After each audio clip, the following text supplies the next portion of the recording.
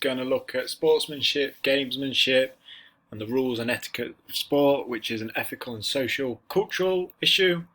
So the first thing we're going to look at is something called deviance, and we're going to look at the negative part of deviance first within sport. So deviance is trying to gain an advantage by behaviour within sport that falls outside the norms or what is thought to be acceptable. So you're kind of purposely breaking the rules, you're using some deviance to try and gain an advantage, and this is in a negative way. So for example, in football, we see it all the time now, taking a dive, so either not being touched or being barely touched that doesn't even warrant a tackle, and players throwing themselves on the floor very dramatically to try and get a penalty or a free kick, or a player sent off or yellow carded to try and get an advantage. Another form of deviance is taking performance enhancing drugs. So that's what deviance is, that's negative deviance. Trying to gain an advantage in an unacceptable way, purposely breaking the rules. And when we talk about ethical, this just relates to moral principles, so what's deemed good or correct.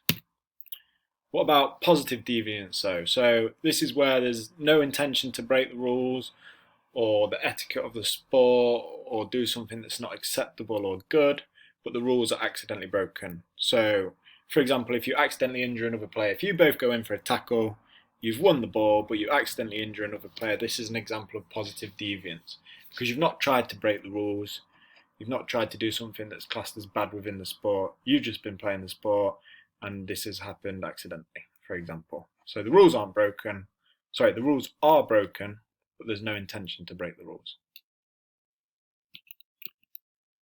So sportsmanship means playing within the rules and understanding and using sport etiquette, which we're going to talk about in a second.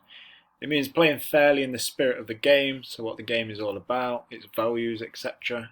Showing respect and fair play to opponents, and graciousness both after victory and defeat. So if you win, being gracious, and even if you lose, being gracious too. So we're going to look at what do we mean when we talk about rules. So within a sport there are rules, and participants, so athletes within that sport, they need to follow the rules of the sport. We know why there are rules: for safety and to prevent cheating, etc, etc. In organised sport, generally most sports have a governing body, so like football is the FA, the Football Association. In rugby it's the RFU, the Rugby Football Union. And in a game you have officials like referees, umpires, and they uphold these rules in play. So they make sure these rules aren't broken, and if they are, then they enforce the consequences, whatever they may be. Rules ensure that play is safe and fair, and generally speaking, if players disrespect rules and officials, they get penalised.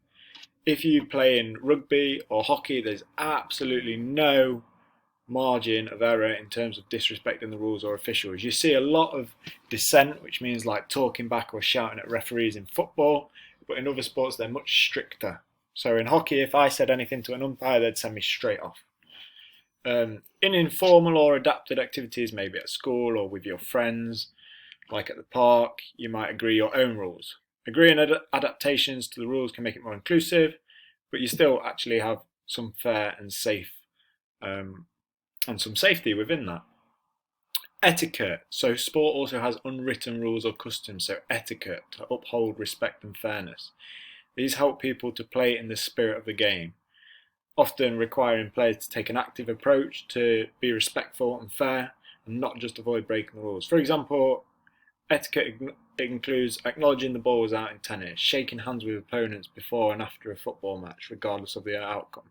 So these are like the unwritten rules that have been developed by participants within sport.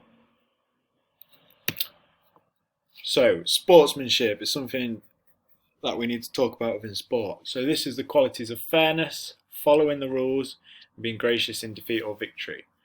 So for example, in football, if you know the ball came off you to go out, you don't claim a throw-in because you know you touched it last, so you say, even if the ref gives it to you, you say, no, sorry ref, that touched me. Okay, that's an example of sportsmanship. If you know the ball's bounced in cricket before you catch it, or in rounders, not saying, oh, I did catch it, not claiming a catch when you know full well you didn't actually catch it. Shaking hands at the end of the game, like we've discussed, respecting the referee. There's a thing in football that you probably have seen before where if a player's injured, they generally kick the ball out. And then Usually they'll receive some treatment, and what generally happens is the opposition team with the injured player will then pass the ball back to the other team when play restarts to show sportsmanship on both sides. If a player is injured and they're falling over, you might help them back up. That's another example of sportsmanship. Sorry about that, just got a notification. And then the other side of the coin is gamesmanship. So this is bending the rules or laws of sport without actually breaking them.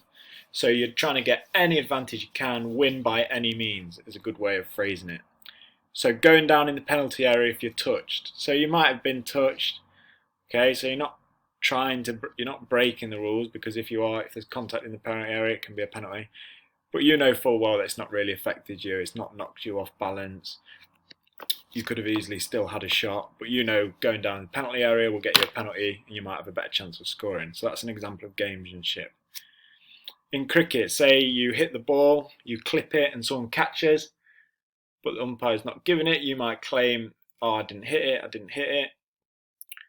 And then in other sports, antagonising other players to get a reaction. So you see that a lot in football with penalties, goalkeepers trying to wind up players, talk to them as they're coming up to take the penalty, those sorts of things. So that's examples of gamesmanship. Hopefully this PowerPoint's helped.